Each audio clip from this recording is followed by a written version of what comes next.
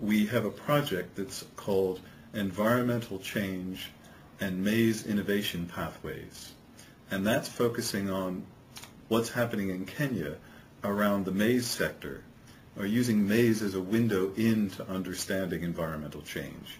We've undertaken field work looking at how a number of different actors are responding to questions of environmental change, of seeing climate change as both a threat and an opportunity, and looking at it within the maize sector, because maize, as you know, in that part of the world, for much of East and Southern Africa, is the priority crop. And as we've heard repeatedly in that area, maize security is often equated with food security.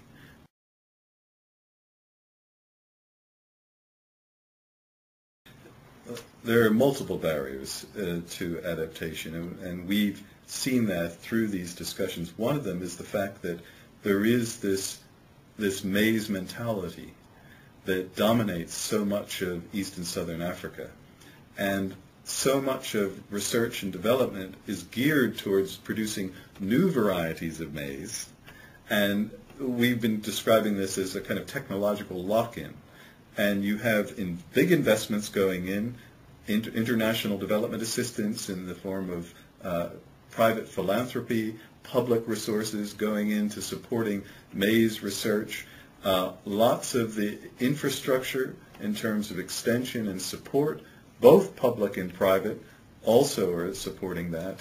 And so when farmers look at what options are available, well, maize is it. So from the supply side, that's what they see. But equally, it's true on the demand side. When you look at the marketplace, people's preferences have changed. We talked with a lot of elders, a lot of the Wazee in the course of our interviews, and they repeatedly would bring up the fact that when they were children, or their parents were children, they didn't eat so much maize. They ate these other crops. They ate a lot more of the millets and the sorghums and the other things.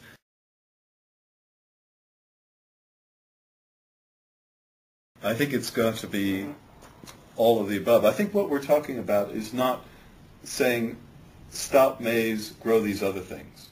I think we're talking about widening the basket of choice, of making more options available to people living with uncertainty, with growing uncertainty.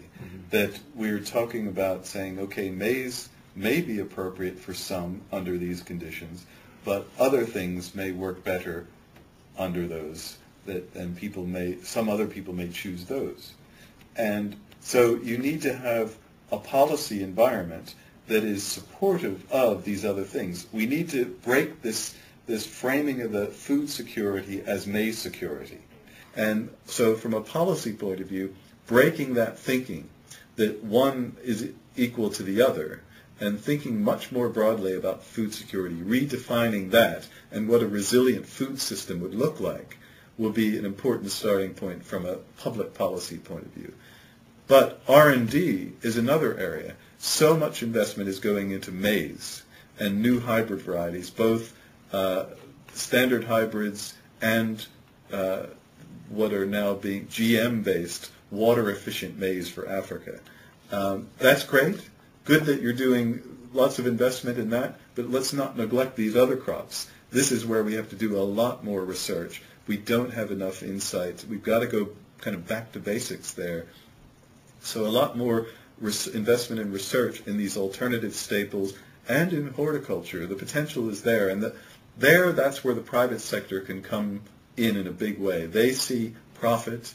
They don't see it so much with those alternative staples, and they probably won't, but they will in the horticulture sector. So a lot of the improvement in new varieties of seed are going to come through the commercial seed companies, and those companies that then are buying those products either for domestic and regional markets or for international markets.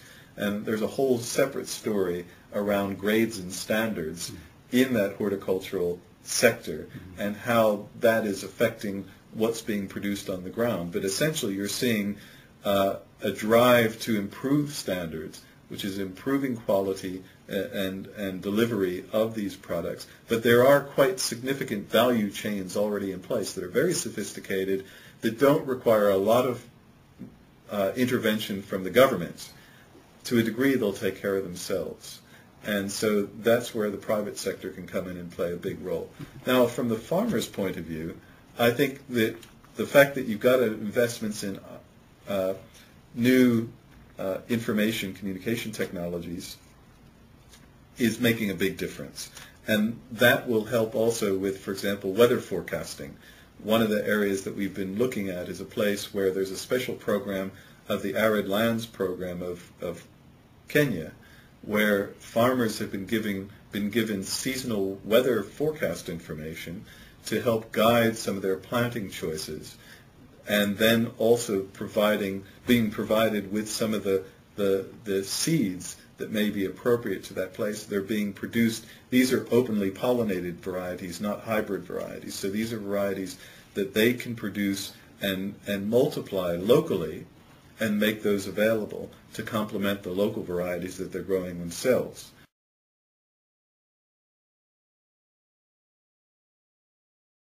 I think it's a vital part of it. I think any opportunity for documenting what works under what conditions, learning lessons from different experiments on the ground, and sharing those widely are going to be important. I think Africa has a particular problem of information being generated, really innovative stuff happening on the ground, being documented, but then not shared in the region.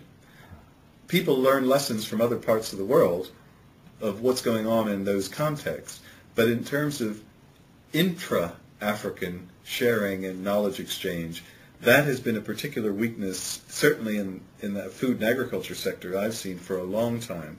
There's not enough of that facilitated dialogue and exchange and a learning of lessons. And that happens even within countries and regions, let alone the sub-Saharan Africa as a whole.